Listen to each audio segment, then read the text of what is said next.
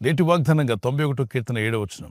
నీ ప్రక్కన 1000 మంది పడినను, నీ కుడి ప్రక్కన 10,000 మంది కూలినను అపాయం నీ ఎద్దుకు రాదు. ఈ పరిస్థితులు మనం గమనిస్తున్నప్పుడు మీ పక్కన 1000 మంది పడిపోయినా అంటే వారి జీవితాలు ఇబ్బందులు పాలై, శ్రమలు పాలై, దుఃఖంలో ఉన్నట్లయితే అదే బాధ నీకు కూడా వస్తుందని, అదే శ్రమ నీ ఇంటికి కూడా వస్తుందని భయపడకు. దేవుడు వాగ్దానం చేశాడు. పక్కన 1000 మంది పడినా, నీ కుడి ప్రక్కన ఏకంగా 10,000 మందే కూలిపోయినా అపాయం నీకు రాదు, నీ ఇంటికి రాదు. దేవుడు నిన్ను కాపాడుతాడు, నీ కుటుంబాన్ని కాపాడుతాడు.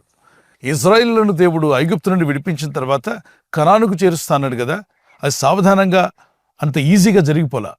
ఐగుప్తును విడిచిన వీరు కనాను చేరేంత వరకు ఎన్నో శోధనలు, ఎన్నో ఇబ్బందులు, ఎన్నో రకాలైనటువంటి ప్రమాదాలకు గురైనా ఎక్కడ వారికి ఆపద కలగకుండా దేవుడు కాపాడాడు.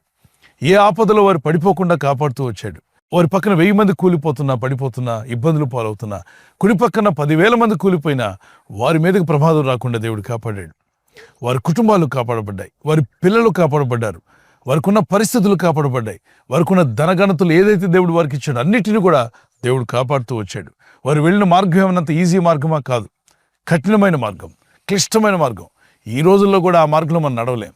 అటువంటి మార్గంలో వారు నడుస్తూ ఇబ్బందులు పాలు కాకుండా, శ్రమల పాలు కాకుండా, దుఃఖం ఎదురైందా? ఎస్, శ్రమలు ఎదురయ్యాయి, శోధనలు ఎదురయ్యాయి. కానీ కృపగల దేవుడు, కనికరం గల దేవుడు, దేవుని సహాయం వారికి ఎల్లప్పుడూ తోడుగా ఉంచి రాత్రివేళ అగ్ని స్తంభంలోను, పగటివేళ మేఘస్తంభంలోను వారిని కాపాడుతూ వచ్చాడు. ఆ ప్రభువే నీతో నాతో చెప్తున్నాడు, నీ పక్కన 1000 మంది పడిపోతే నీ ఇంటి మీదకి ఆపద వస్తుందని అనుకోవద్దు. మీ కుడి పక్కన 10,000 మంది కూలినట్లయితే వాళ్ళని చూసి నాకు కూడా ఆపదే వస్తుందేమో, నా ఇంటికి ఆ శ్రమే వస్తుందని భయపడవద్దు. ఎందుకంటే నువ్వు నమ్మినది సృష్టికర్తని దేవుడిని నమ్మావు. నువ్వు ఆశ్రయించింది మహోన్నతులైన దేవుడిని నీకు ఆశ్రయంగా చేసుకున్నావు. కనుక భయం నీలోకి రానివ్వకు, దిగులు పడకు, చింతపడకు, కానీ ప్రార్థన మానకు, ప్రార్థిస్తూ ఉండు.